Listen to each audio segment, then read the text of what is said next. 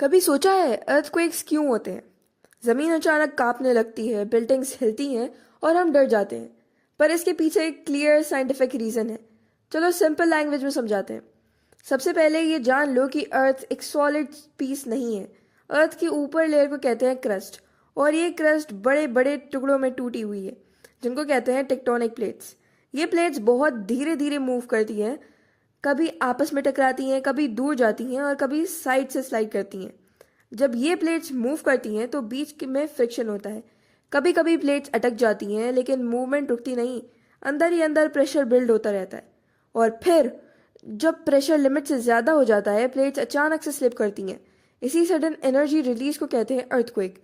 इस एनर्जी को हम सीस्मिक वेव के फॉर्म में फील करते हैं, जो ज़मीन को हिलाती है। अब सवाल आता है, हर अर्थक्वेक सेम स्ट्रेंथ का क्यों नहीं होता? अर्थक्वेक की पावर डिपेंड करती है प्लेट्स कितनी ज़ोर से अटकी हुई थी, कितनी ज़्यादा एनर्जी रिलीज हुई, और अर्थक्वेक ज़मीन के कितने डेप्थ पर हुआ।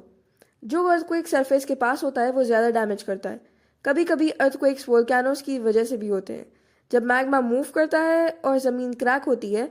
और कुछ अर्थक्वेक्स ह्यूमन एक्टिविटी से भी ट्रिगर हो सकते हैं, जैसे माइनिंग या हैवी ड्रिलिंग। इंपॉर्टेंट बात यह है, अर्थक्वेक्स को रोका नहीं जा सकता, लेकिन प्रिपेयर रहा जा सकता है। स्ट्रॉन्ग बिल्डिंग, सेफ्टी अवेयरनेस और काम माइंडसेट ही हमें सेफ रख सकते हैं। अर्थ हमेशा मूव करती रहती है, और अर्थक्वेक उस मूवमेंट की नेचुरल रिमाइंडर है। साइंस समझने से डर कम होता है। So stay curious, stay aware. ऐसी और वीडियोस के लिए subscribe the channel. Bye bye.